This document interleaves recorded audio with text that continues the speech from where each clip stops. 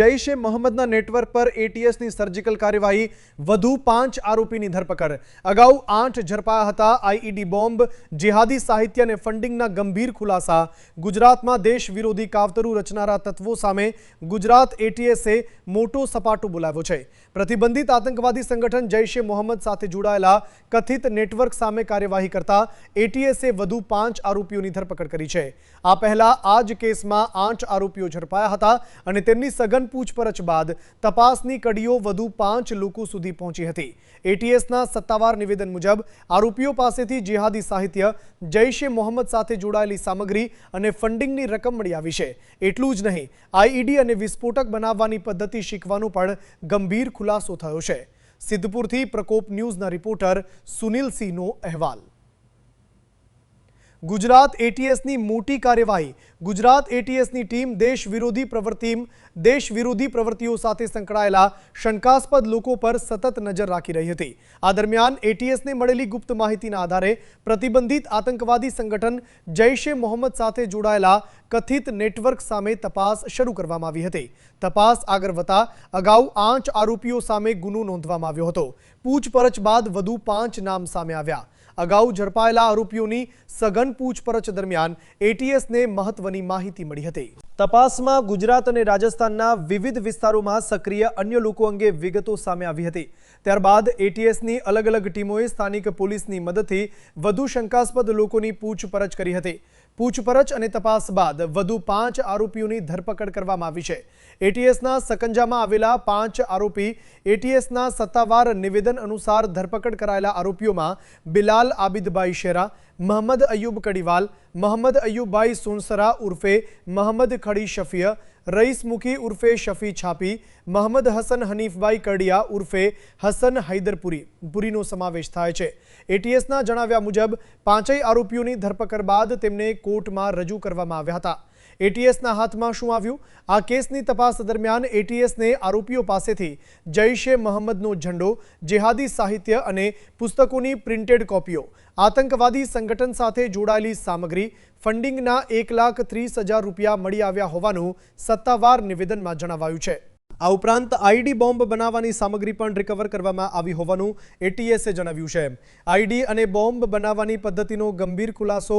એટીએસના સત્તાવાર નિવેદન મુજબ કેટલાક આરોપીઓ વર્ષ 2023થી બોમ્બ બનાવવાની પદ્ધતિ અને આઈઈડી ડિટોનેટ કરવાની મિકેનિઝમ શીખવાનો પ્રયાસ કરી રહ્યા હતા। તપાસ દરમિયાન આરોપીઓ દ્વારા અલગ અલગ સમયે વિસ્ફોટક ટાઈમર મિકેનિઝમ અંગે અભ્યાસ અને પ્રયાસ કરવામાં આવ્યા હોવાનો પણ એટીએસનો દાવો છે। આ માટે જરૂરી સામગ્રી ઓનલાઈન પ્લેટફોર્મ અને સ્થાનિક બજારમાંથી ખરીદવામાં આવી હોવાની માહિતી તપાસમાં સામે આવી હોવાનું જણાવાયું છે। જેહાદી વિચારધારા ફેલાવવાનો આરોપ। એટીએસના જણાવ્યા અનુસાર આરોપીઓ વચ્ચે જેહાદી સાહિત્યની આપ-લે થતી હતી તેમજ અન્ય લોકોને આ વિચારધારા સાથે જોડવા માટે બેઠક અને દાવત યોજાઈ હોવાની માહિતી પણ તપાસમાં સામે આવી છે। એટીએસ હવે આરોપીઓના સંપર્કો, તેમની વચ્ચેનું નેટવર્ક, फंडिंग અને अन्य संभवित सागरीतो अंगे तपास करी रही है। 5 आरोपीओ पुलिस रिमांड पर। गुजरात एटीएस द्वारा धरपकड़ करायेला 5 आरोपीओने कोर्टमां रजू करवामां આવ્યા હતા। कोर्ट द्वारा 5 आरोपीओना 8 दिवसना पुलिस रिमांड मंजूर करवामां આવ્યા છે। हवे रिमांड दरमियान एटीएस आरोपीओ पासेथी વધુ माहिती मेळवવાનો प्रयास करशे। कोण कोण संपर्कमां हतुं? फंडिंग क्यांथी आवतुं हतुं? आ नेटवर्कमां हजू केटला लोको जोडाયેલા છે? आ तमाम सवालोना जवाब मेळववा एटीएसनी तपास तेज बनी છે। रिपोर्टर सुनील सिंह, गुजरात एटीएस द्वारा जैश ए मोहम्मद साथे जोडाયેલા कथित देश विरोधी कावतराना केसमां વધુ 5 आरोपीओनी धरपकड़ करवामां આવી છે। अगाऊ झड़पाયેલા आरोपीओनी पूछपरछ बाद एटीएस आ 5 आरोपीओ सुधी पहोंची हती। हाल तमाम आरोपीओ पुलिस रिमांड पर छे અને एटीएस द्वारा समग्र नेटवर्क तथा संभवित अन्य सागरीतो अंगे सघन तपास हाथ धरवामां આવી રહી છે। कैमरामेन साथे सुनील सिंह, प्रकोप न्यूज, सिद्धपुर। गुजरात एटीएसनी आ मोटी कार्यवाहीए समग्र राज्यमां खळभळाट मचाव्यो छे। अगाऊ 8 आरोपीओनी धरपकड़ बाद हवे વધુ 5 आरोपीओ एटीएसना सकंजामां આવ્યા છે। एटीएसना सत्तावार निवेदन मुजब तपासमां जिहादी साहित्य, फंडिंग અને आईडी संबंधित गंभीर विगतो सामे આવી છે। હવે 8 દિવસના પોલીસ રિમાન્ડ દરમિયાન આ કથિત નેટવર્ક અંગે હજુ કેટલા મોટા ખુલાસા થાય છે તે જોવું મહત્વપૂર્ણ રહેશે। આયુબભાઈ કડીવાલા, પિતા આરોપી મોહમ્મદ અયુબ કડીવાલા, મારો પુત્ર જો આવી પ્રવૃત્તિમાં હશે તો અમે સરકાર સાથે છીએ. ભાઈ ગામ ખડિયાસણા ગામ છે, સિદ્ધપુર તાલુકાનું. સોમવારના દિવસે શકની બજારથી મારા છોકરાના એટીએસ વાળા લઈ ગયા હતા અમદાવાદથી. પછી એમનો ફોન આવ્યો બીજા દિવસે કે તમે છોકરાને મળવા આવી શકો છો. તો હું એટીએસની ઓફિસે ગયો તો છોકરાને લઈને સાહેબ હાજર થયા અને પૂછ્યું કે ભાઈ આનો શું ગુનો છે. તો એને કીધું કે હું એને ફટાકડા કે બમ, જે સાહેબ બમ કહેતા હતા, પણ અમારા અમે તો ફટાકડા જ છે કે ધાબા પર ટ્રાય કરતો.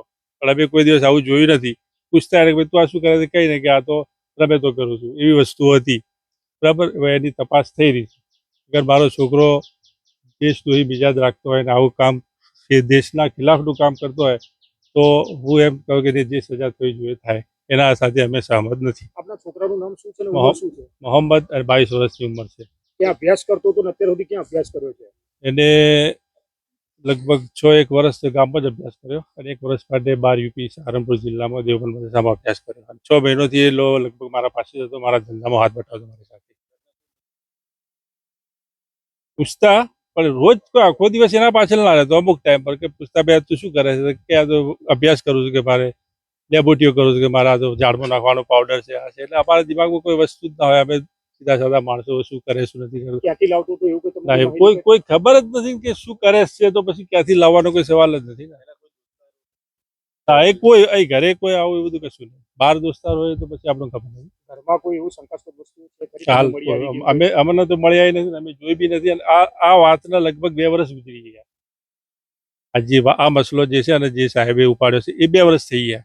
2 વર્ષ પહેલાની વાત છે. કેમ કે 12 મહિના તો બહાર જ રહ્યો. 12 મહિનામાં ખાલી 15 દિવસ ઘરે આવ્યો હતો છુટ્ટીઓ પર બકરાઈદની. પછી 6 મહિનોથી તો મારા જોડે જ છે, ધંધામાં મારા હાથી જ છે. એટલે એ 1.5-2 વર્ષ પહેલાની વાત છે. હવે એ તો ઉપર કોઈ શું હોય શું ના હોય, વરસાદ આવે, કોઈ સાફ સફાઈ થાય, અમારા દિમાગમાં એ તો નીકળી જાય બધું. કોઈ આજુબાજુ ગામમાં કોઈ એવું કોઈ એને કર્યું છે ખરી કે એટલે કોઈ નહીં. અડોશ પડોશના અંદર તળાવમાં કર્યું હોય? અડોશ પડોશના અંદર બી કોઈ જાણતું નહીં કે શું કશું કોઈ કર્યું કે કોઈ ના કર્યું. હા, ફારૂકભાઈ બાજુમાં જ છે. કોઈ સવાલ